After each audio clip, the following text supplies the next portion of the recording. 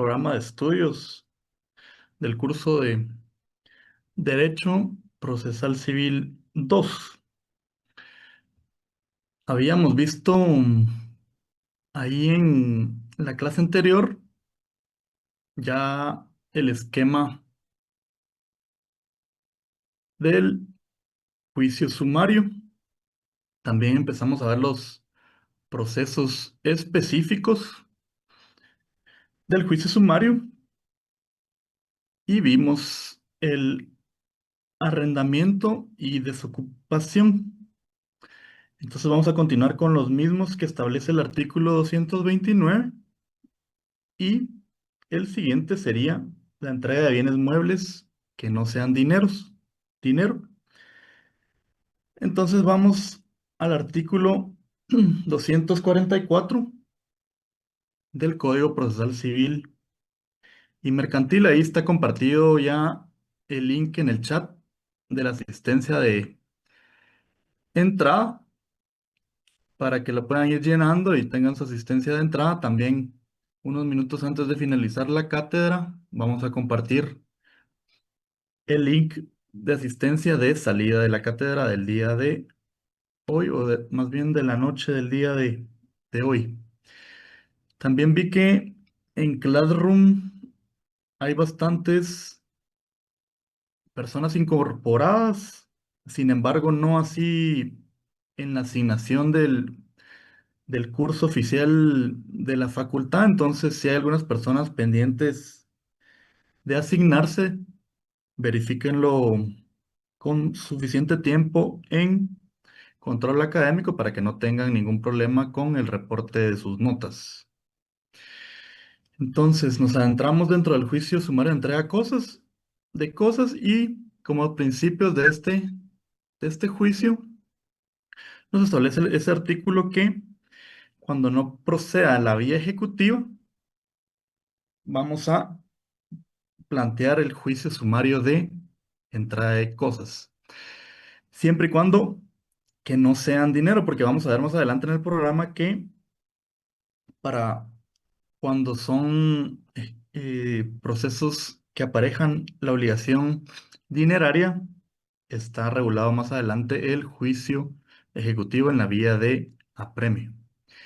Y también establece que se deben, por virtud de la ley, el testamento, el contrato, la resolución administrativa o declaración unilateral de voluntad en los casos en que está jurídicamente obligatoria. Es decir, ahí va a estar plasmada la obligación de acreditar y deberá de acreditarse con esos documentos para probarse. Luego, si pasamos a la siguiente diapositiva, podemos ver que también tenemos el juicio sumario de rescisión de contratos. Recordemos que el esquema fue el que vimos en la clase anterior, ¿verdad? Para todos estos tipos de juicios va a ser el mismo esquema, solo tienen que aplicar la regulación específica de cada uno de los artículos. Y en este caso, referente a la rescisión de contratos, nos establece que procede en las demandas de rescisión de contratos que el acreedor haya cumplido con su parte. Recordamos como acreedor en derecho civil, vimos que es la persona que tiene el derecho de hacer cumplir una obligación y podrá también optarse por la vía ordinaria. Entonces, aquí este artículo nos da la posibilidad de, aparte de plantear el juicio sumario de rescisión de contratos, también se puede hacer en la vía ordinaria, como vimos en el semestre anterior, a través de un juicio ordinario. Entonces, cualquiera de las dos vías, si queremos hacerlo de forma más extensa, nos vamos a la vía ordinaria y si queremos que el proceso sea más rápido, lo podemos hacer en esta vía del juicio sumario, que como vimos en la clase anterior, el juicio sumario es un proceso en menor etapas y más concentrado. Y como su mismo nombre, vimos que se define en la Real Academia, Ac- Viene de la palabra sumar o acortar. Entonces ahí tenemos cualquiera de las dos opciones. Si pasamos a la siguiente diapositiva, también tenemos el juicio sumario de deducción de responsabilidad civil de los funcionarios y empleados públicos. Ese está regulado en el artículo 246. Podemos ver la siguiente diapositiva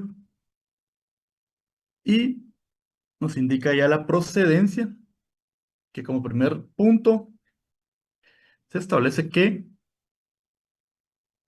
es ante un juez de primera instancia y cuando la ley lo establezca.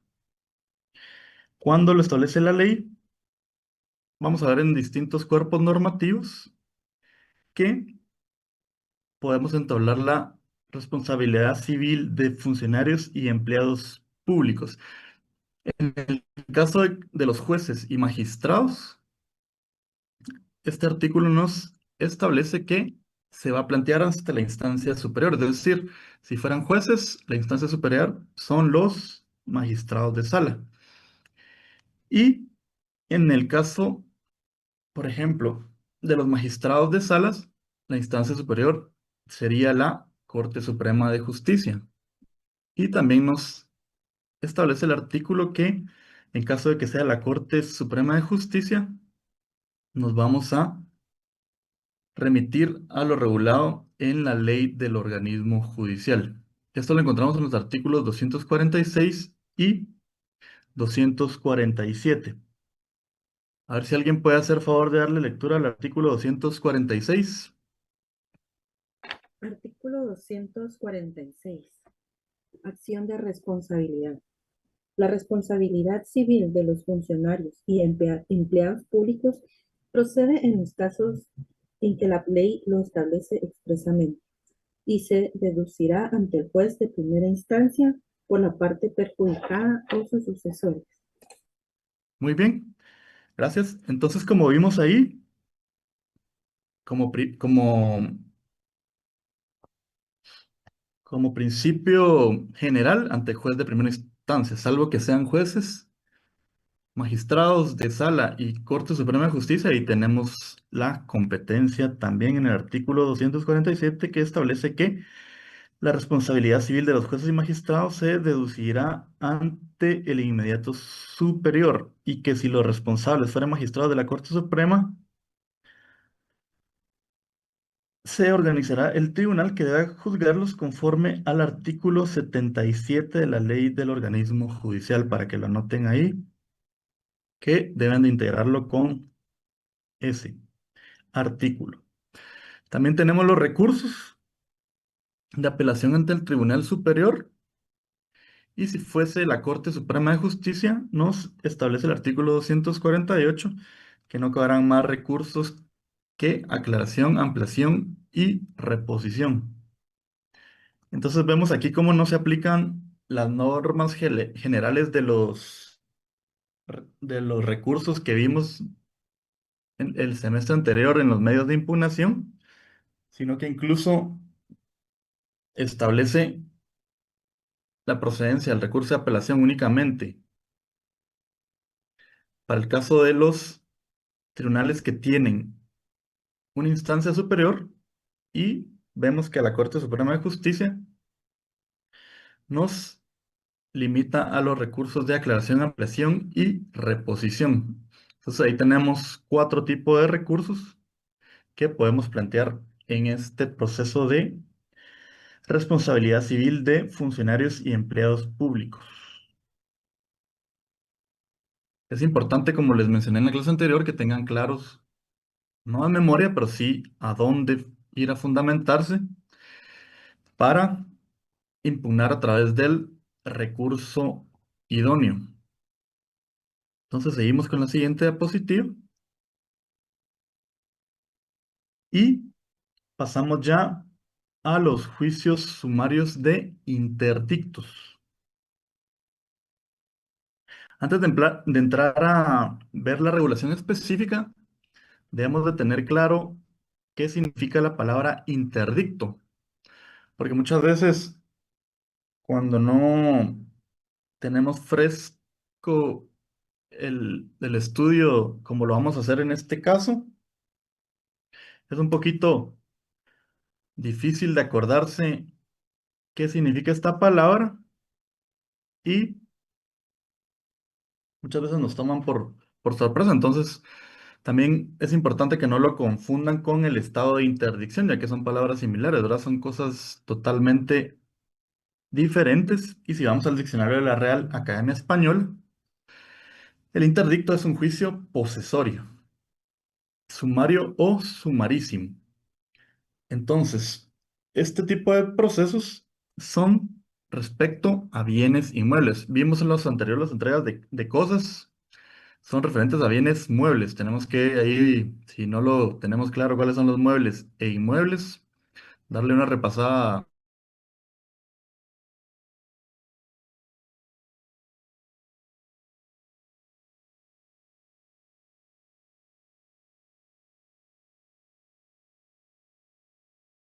a derecho civil, pero ahí tenemos este juicio sumario de interdictos. En cuanto a la procedencia, bueno, primero recuerden, ¿verdad? Interdicto es un juicio posesorio, sumario o sumarísimo, es decir, acortado o muy corto. Entonces recuerden, el interdicto no es más que un juicio de posesión, donde se va a discutir la posesión de un bien inmueble. Eso lo podemos ver en el artículo 249. Y aparte, ahí podemos ver la subdivisión de los interdictos, que son 4 tipos de procesos. Y establece que solo procede respecto de bienes inmuebles y de ninguna manera afectan las cuestiones de propiedad ni posesión definitiva. En ellos no se resolverá con alguna cosa alguna sobre la propiedad. Es decir, si yo tengo una casa, al plantear este tipo de procesos, no se va a decidir que voy a dejar de ser propietario o que va a ser propietario alguien más. Regresemos a la diapositiva anterior, por favor. No se va a decidir sobre la propiedad únicamente cuando nos veamos en una amenaza de que la posesión del mismo, no la propiedad, hay que diferenciar entre posesión y propiedad, se vea amenazada. Entonces, teniendo eso claro, la subdivisión de los interdictos que establece el artículo 249, ahora sí los vemos, son de amparo de posesión o de tenencia en la siguiente diapositiva. El segundo tenemos de despojo, de apeo y deslinde, de obra nueva o peligrosa. Y tenemos que ver los artículos del 249 al 252 que tienen unas regulaciones específicas. Igual son palabras un poquito extrañas que no tenemos acostumbradas en nuestro vocabulario, entonces para entenderlas de mejor manera, les recomiendo que busquen la definición de los mismos. Aquí lo vamos a ver también en las diapositivas, pero que puedan relacionarlos para que no se les olvide qué es lo que significa cada uno de ellos a la hora de hablar de este tipo de juicios. Recordemos que son siempre juicios sumarios, interdictos y aparte las subdivisiones, estas 4 subdivisiones que vamos a ver cada uno a continuación. Entonces, antes miramos los artículos 249 al 252. Si alguien le puede dar lectura al 250.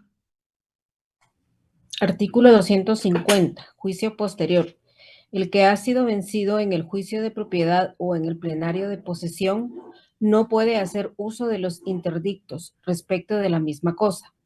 El vencido en cualquier interdicto puede, después, hacer uso del juicio plenario de posesión y una vez adquirida esta, no se interrumpirá, aunque se interponga demanda de propiedad, sino hasta la sentencia definitiva. Gracias. No sé si alguien más puede leer el artículo 251. También tenemos ahí una regulación importante respecto a la caducidad. Artículo 251. Caducidad. Las acciones interdictales solo podrán interponerse dentro del año siguiente a la fecha en que ocurrió el hecho de las motiva. Si el demandante no fuera el propietario, deberá citarse a este dándole audiencia por 3 días. Gracias, muy amable. Entonces me gustaría ponerles un ejemplo ahí para que lo trasladen ustedes, porque no es lo mismo leerlo aquí en el código que ya ver un ejemplo específico en la experiencia profesional. Ahorita en la sala jurisdiccional civil, en la que tengo la oportunidad de desempeñarme como magistrado, tuvimos un caso de este tipo de interdictos. Y imagínense cómo es de importante manejar bien o por lo menos asesorarse bien a la hora de tener un problema de este tipo. Sucede que un propietario de un inmueble, la empresa eléctrica le estaba extrayendo agua de su propiedad. Entonces vino la persona y al darse cuenta, lamentablemente dejó pasar este lapso de tiempo que indica este artículo que debe plantearse dentro del año siguiente a la fecha en que ocurrió el hecho que los motiva. Entonces, es bien estricto el derecho civil y procesal civil en ese sentido, porque si bien le pertenece la propiedad y la posesión, lamentablemente al plantearse este tipo de proceso fuera de este plazo, tuvimos que dar con lugar la excepción de caducidad, porque efectivamente ya había transcurrido más de un año. Lamentablemente el propietario perdió los derechos de posesión de esa agua. Imagínense cómo es de injusto a veces el derecho, ¿verdad? Porque por una regulación específica puede quedar indefenso. Entonces debemos de manejar bien todos los lapsos los plazos, perdón, para que no operen todas estas regulaciones y plantearlos dentro del plazo que la ley establece. Es decir, si sentimos la amenaza de una pérdida de posesión, debemos de acudir inmediatamente a plantear este tipo de procesos. También regula el artículo 252 lo relativo a las medidas precautorias. Como hemos visto, las mismas ya también son aplicables a este tipo de procesos y el juez las puede adoptar en cuanto considere necesario en cada circunstancia que lo amerite. Entonces entramos a ver ya los interdictos individuales en estas subdivisiones. Pasamos a la siguiente diapositiva. Y tenemos como primero interdicto de amparo de posesión o de tenencia. Y como procedencia, podemos ver que se da cuando el que se halla en posesión o tenencia de un bien inmueble es perturbado en ella por actos que pongan de manifiesto la intención de despojarlo.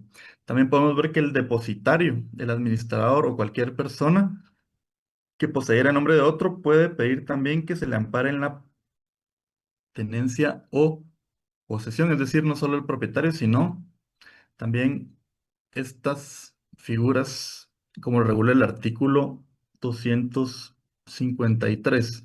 Luego, en el artículo 254 podemos ver en la siguiente diapositiva lo regulado en cuanto a la prueba y la sentencia.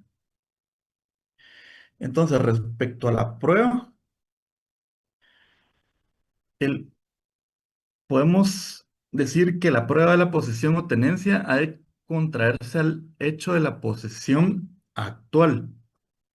Entonces, si fuere procedente la demanda, el juez ordenará que se mantenga al demandante en la posesión o tenencia. Entonces, aquí vemos uno de los principios que veíamos en la clase anterior, donde mencionábamos que en este tipo de procesos, al ser más cortos, la evaluación de la prueba va a ser menor también. Aquí se limita que la prueba de la posición o tenencia ha de contraerse, es decir, limitarse al hecho de la posesión actual. Ustedes nada más van a tener que probar esa instancia. Y el juez ordenará, al decir ordenará, no es que va a emitir una orden, sino que lo va a hacer a través de su resolución, que va a ser la sentencia. También regula ese artículo 254 que condenará en las costas al perturbador y en los daños y perjuicios, que fijará prudencialmente si se hubiera ejercido violencia sin perjuicio de las responsabilidades penales.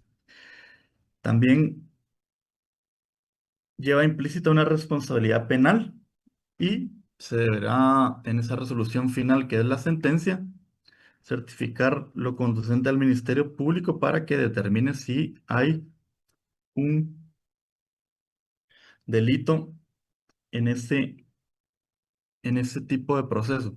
Certificar lo conducente es remitir copia certificada de la sentencia al Ministerio Público para que deduzca las responsabilidades penales si lo considera pertinente. Pasamos a la siguiente diapositiva. Tenemos el juicio sumario interdicto de despojo. Está regulado en el artículo 255 del Código Procesal Civil y Mercantil. Y como procedencia para este proceso, tenemos que la posesión o la tenencia de un bien inmueble o derecho real que fuere desposeído, ya sea con fuerza o sin fuerza, sin haber sido citado, oído y vencido en juicio, puede pedir la restitución ante el juez respectivo, exponiendo el hecho del despojo, su posesión y el nombre del despojador, y deberá ofrecer la prueba de los extremos de haber poseído y dejado de poseer. Si nos remitimos al caso anterior, se debió haber hecho dentro del año que regula el artículo para que no caduque el derecho y deberá probarse la propiedad tanto del inmueble como de la posesión de los derechos del agua, que generalmente lo vamos a hacer con el título de propiedad y debemos de buscar la forma de hacer constar. También podría ser a través de un acta notarial que tenemos la posesión de tal extremo. Entonces, si pasamos a la siguiente diapositiva, también establece que si el demandado no se opusiere o de la información resultaren probados los extremos de la demanda, el juez simplemente deberá ordenar la restitución también en su resolución final, es decir, en la sentencia, y también se va a pronunciar condenando al despojador en las costas y a la devolución de frutos. Y si hubiera habido violencia, se le condenará además al pago de daños y perjuicios que el juez fijara prudencialmente, quedando el demandado sujeto a las demás responsabilidades a que hubiere dado lugar. Y eso, tanto la prueba como la sentencia, las tenemos regulados en los artículos del 255 y 256. Si alguien le puede dar lectura al artículo 255. Artículo Artículo 200. 155. Procedencia del interdicto de despojo. El que tenga la posesión o la tenencia de un bien inmueble o de derecho real que fuere desposeído con fuerza o sin ella, sin haber sido citado, oído y vencido en juicio, puede pedir la restitución ante el juez respectivo, exponiendo el hecho del despojo, su posesión y el nombre del despojador, y ofrecerá la prueba de los extremos de haber poseído y dejado de poseer. Muy bien, gracias. El artículo 256 también regula que si el demandado no se opusiere o de la información resultaren probados los extremos de la demanda, el juez ordenará la restitución, condenando al despojador de las costas y a la devolución de frutos, y si hubiere habido violencia, se le condenará además al pago de daños y perjuicios, que el juez fijará prudencialmente, quedando el demandado sujeto a las demás responsabilidades a que hubiere dado lugar. Entonces ahí podemos ver un ejemplo de que no se discute la propiedad. Se pueden dar los casos que el propietario y el del inmueble y de los derechos posesorios sea el mismo, pero puede ser que no, que sea otra persona. Entonces, en ningún caso se va a discutir la propiedad del inmueble, solo la posesión. También regula lo procedente del despojo judicial, el artículo 257. Se- lo podemos ver en la siguiente diapositiva. Se puede dar un despojo también judicial cuando el juez haya privado a alguno de su posesión sin previa citación y audiencia. Es decir, que nunca fuimos notificados de ningún tipo de proceso y sin embargo nos despojaron del derecho a través de una resolución judicial. Aquí tenemos regulado que se pedirá la restitución ante el Tribunal Superior. Obviamente, si se dio esa situación, lo más probable es que haya sido de alguna forma anómala. Entonces, muy atinadamente aquí el legislador reguló que no sea ante ese mismo tribunal, sino ante un tribunal superior. Si recordamos, como vimos ya en las diapositivas anteriores, el tribunal superior de un juzgado es la sala jurisdiccional y de la sala jurisdiccional la Corte Suprema de Justicia. Y si fuera el caso muy esporádico, también el Tribunal Superior a la Corte Suprema de Justicia vimos que debemos de con, con- consternarnos a lo regulado en la ley del organismo judicial. Entonces, si no se hubiera interpuesto el recurso de apelación contra la providencia que causó el despojo, obviamente si no fuimos notificados, no lo interpusimos por no tener conocimiento del mismo. Entonces, indica que contra dicha providencia que causó el despojo, puede el despojado solicitar la restitución ante el Tribunal Superior y también nos da un plazo que es dentro del año siguiente al despojo. Entonces, recordemos eso ahí muy importante, que es dentro del año siguiente, no después. Al efecto, se pedirán los autos al inferior para que los remita con su informe dentro del segundo día y la demanda se tramitará como en primera instancia, con intervención del Ministerio Público. Eso está regulado en el artículo 257. Entonces, ahí tenemos regulado también al despojo judicial que se puede dar ese tipo de proceso. Pasamos a la siguiente diapositiva y tenemos el interdicto. Recordemos juicio sumario de interdicto de apeo o deslinde. Todas estas son subdivisiones de los interdictos dentro del juicio sumario. Entonces aquí tenemos otras palabras que son poco comunes, apeo o deslinde, que viene de la palabra linde. De la Real Academia Española podemos verificar y ver la definición que indica que es referente al límite de un reino, de una providencia, perdón, de una provincia, aunque sean un poquito palabras antiguas, vemos que el mismo artículo habla de límites entre heredades. Entonces, en palabras sencillas, son los límites entre un terreno y otro. Sería lo más aplicable a los procesos comunes, ¿verdad? Entonces viene de la palabra linde, de linderos, entre una propiedad y otra, para que tengamos claro cuando nos mencionen el interdicto de apeo o deslinde, lo relacionemos de esa forma y sabemos que son linderos entre propiedades. Y la procedencia se da cuando haya habido alteración de esos mismos límites entre heredades o propiedades, removiendo las cercas o mojones y poniéndolos en lugar distinto del que tenían, haciéndose nuevo lindero en lugar que no le corresponde. Es decir, cuando nos alteran el tamaño de una propiedad. Recordamos que siempre es relativo a los bienes inmuebles. Entonces, para este tipo de situaciones, planteamos un juicio sumario de interdicto de apeo o deslinde, referente a los linderos. Y está regulado en el artículo 259, que establece que procede este interdicto cuando haya habido alteración de límites entre heredades, removiendo las cercas o mojones y poniéndolos en lugar distinto del que tenían, haciéndose nuevo lindero en lugar que no le corresponde. Si pasamos a la diapositiva siguiente,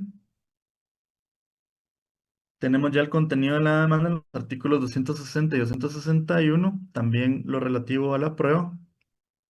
Nuevamente, si alguien hace favor de darle lectura al artículo 260.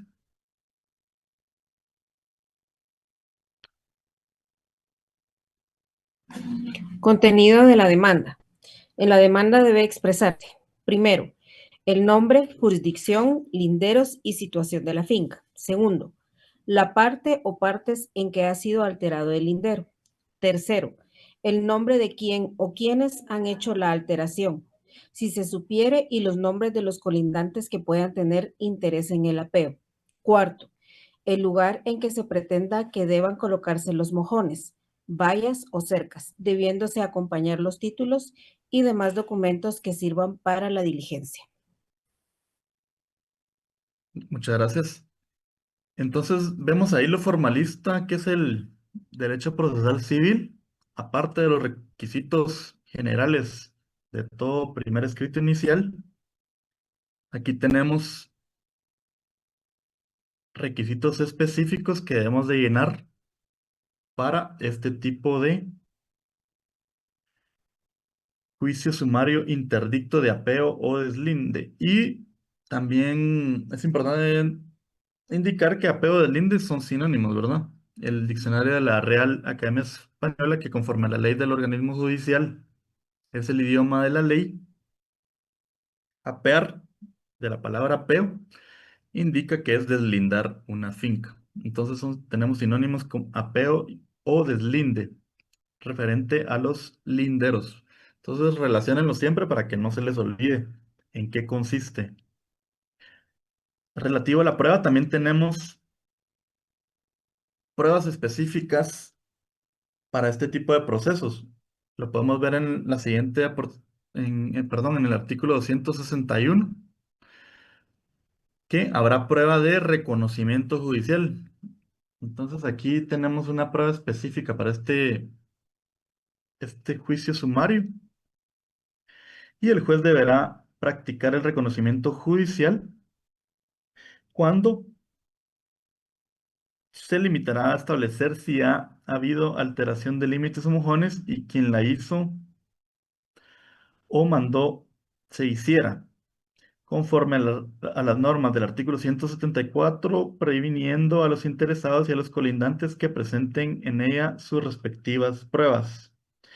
Y también regula que de la diligencia se levantará acta en que se describirá todo lo practicado, incluyendo el dictamen de los peritos, porque el juez no necesariamente va a tener expertise en ese tema. Entonces, aquí el artículo regula que se van a rendir dictamen de peritos, no confundir ahí con el dictamen de expertos, que es distinto, ¿verdad? Esto se da dentro del reconocimiento judicial y lo cual será firmado por todos los que hubieran estado presentes si pudieran hacerlo.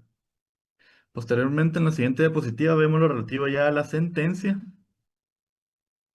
Perdón, no está ahí en la diapositiva, regresamos a la anterior, pero podemos ver en el artículo 262 que regula que si la alteración fuera comprobada, se ordenará la restitución a cargo del que la hizo o lo hubiera ordenado, quien será responsable de las costas del juicio y de los daños y perjuicios, fijados prudencialmente por el juez y quedará sujeto además a las responsabilidades penales consiguientes. Entonces ahí tenemos lo relativo en el artículo 261 a la sentencia en este juicio de apeo o deslinde. Entonces pasamos allá a la siguiente diapositiva y tenemos ya, bueno, eso ya lo vimos. Pasamos ya al interdicto de obra nueva y peligrosa. Esta es la última subdivisión que vimos en el artículo 249 y establece el artículo 263 que la obra nueva que causa un daño público produce acción popular. Solo, perdón, un paréntesis, tal vez podemos ya empezar a circular el link de asistencia de salida para que tengan ahí unos minutos todavía para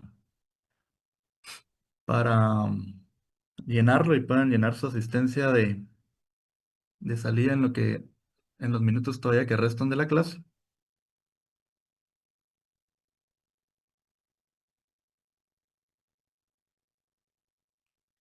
Entonces, tenemos que la obra nueva que causa un daño público produce acción popular.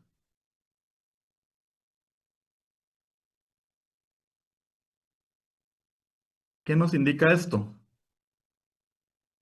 Es decir, que no solo un particular va a tener la facultad para entablar este tipo de proceso, sino todo aquel que se sienta que le pueda causar un daño. Y lo deberá, incluso, miren qué interesante, aquí para que lo tengan y anoten ahí que se puede llevar este tipo de proceso no solo judicialmente, sino ante una autoridad administrativa. Es decir, aquí nos da, a pesar de ser Código Procesal Civil y Mercantil, también nos da un proceso administrativo ante una autoridad administrativa para que ahí lo integren con derecho administrativo. Y también regula que cuando la obra nueva perjudica a un particular, solo a este le compete el derecho de proponer el interdicto. Entonces, saber diferenciar si es un daño público o un daño particular, ya que si así lo es, únicamente el afectado lo podrá proponer. Y la persona que tenga derecho al agua como fuerza motriz puede denunciar la obra nueva cuando por ella se embarace el curso o la fuerza del agua o si disminuye el volumen cuyo disfrute le corresponda. Eso está regulado en el artículo del 200, en el 263 y regula el 264 que la suspensión de la obra nueva, si el juez lo estimare justo, podrá acordar la suspensión inmediata de la obra, pero el dueño de ella quedará facultado para continuarla si diere garantía por las resultas del juicio y por los daños y perjuicios. El juez, sin embargo, le permitirá las obras que sean absolutamente indispensables para la conservación de lo edificado. Y contra esta resolución no cabrá recurso alguno. Podemos ver las diapositivas siguientes.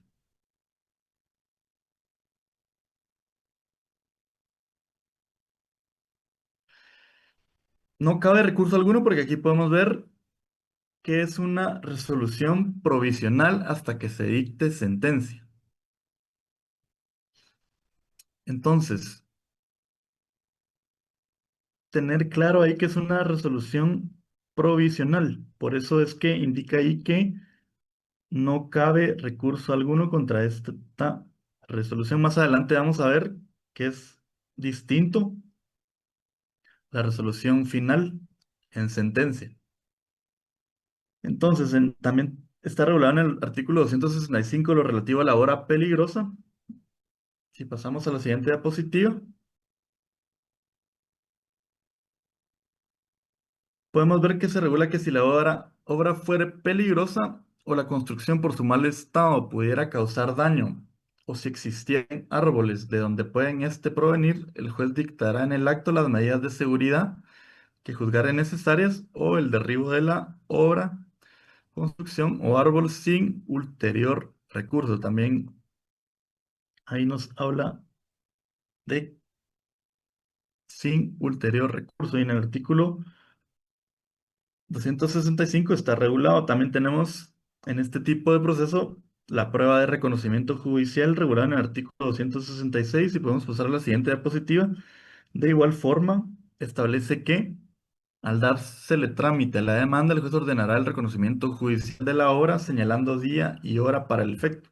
Entonces, imagínense, ni siquiera es ahí un medio de prueba impulsado por la parte, sino que lo puede hacer el juez al darle trámite a la demanda.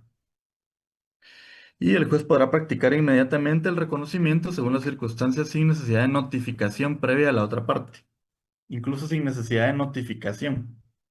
Entonces está regulado ahí en los artículos 266 y 267. Si vemos el 267, habla de los efectos de la suspensión y establece que si fuera declarada la suspensión y el propietario de la obra no concurriera al reconocimiento judicial, el juez hará la prevención al director o encargado de la obra y a falta de él a los operarios para que en el acto suspendan los trabajos, so pena de castigarlos como desobedientes. En el acta respectiva se detallará el estado en que se halle la obra en el momento de la suspensión. En cualquier momento y petición de parte, el juez podrá ordenar la demolición de lo construido en contra de la orden de suspensión a costa del infractor. Entonces, vean qué importante manejar este tipo de procesos ahora con tanta construcción que hay. Tenemos ahí todo lo regulado para el efecto. Y por último, en el artículo 268, si pasamos a la siguiente diapositiva, ya tenemos lo relativo a la sentencia y podemos ver lo que les indicaba que antes era una resolución provisional y aquí tenemos la definitiva. Al regular que en la sentencia el juez resolverá sobre la procedencia de la suspensión definitiva o demolición de la obra. Entonces, la primera provisional era de manera nada más como medida de urgencia mientras se llegaba al fin del proceso, que es la sentencia, y ahí se resuelve sobre la suspensión definitiva o de la demolición de la obra, condenando en costas también al vencido. Si procediere la suspensión definitiva, se ordenará la ejecución inmediata del fallo y si procediere la demolición de la obra, se fijará término para llevarla a cabo a costa del demandado. Eso está regulado en el artículo 268 del Código Procesal Civil y Mercantil. Entonces, como pudimos ver, la verdad que son procesos bien específicos. Denle ustedes una repasada porque tienen regulaciones muy específicas y también denle una repasada siempre al esquema que vimos en la clase anterior del juicio sumario. Porque al ser regulaciones muy específicas es normal que les vayan a surgir bastantes dudas. Entonces, una vez que ustedes le den una buena repasada, si gusta lo que podemos hacer es avanzar la siguiente clase en el otro proceso de conocimiento que tenemos en el juicio oral y la siguiente semana en las clases presenciales podemos resolver cualquier duda tanto del juicio sumario y de los juicios sumarios específicos que hemos visto como del juicio oral para que ustedes las anoten y repasen todo lo regulado en el Código Procesal Civil y Mercantil y podamos interactuar de mejor forma en la clase con sus anotaciones. Entonces, así también no nos adentramos mucho en la noche, que van a ser las 8 de la noche. Tienen ahí el link de asistencia y les queda entonces de tarea ahí el repaso del juicio sumario, juicio oral y anotar sus preguntas, si fuera el caso, para resolverlas a manera de ejercicio en la siguiente clase presencial de la próxima semana. Entonces, que pasen una feliz noche y que no se les olvide ahí llenar el link. Un gusto haberlos saludado y nos seguimos viendo en la siguiente clase, primero Dios, el día miércoles ya, para empezar a ver el juicio oral, que es un juicio completamente diferente. Van a poder ver que el principio ya no es la escritura, sino la oralidad, como el mismo nombre lo dice. Recordamos que vimos primero este juicio sumario por la similitud que tiene con el juicio ordinario que vimos en el semestre anterior. Entonces, que pasen una feliz noche. Muchas bendiciones. Gracias, licenciado. Buenas noches, Licenciado, licenciado. Muchas gracias. gracias, licenciado. Feliz noche. Gracias, licenciado. Feliz noche. Igualmente. Licenciado.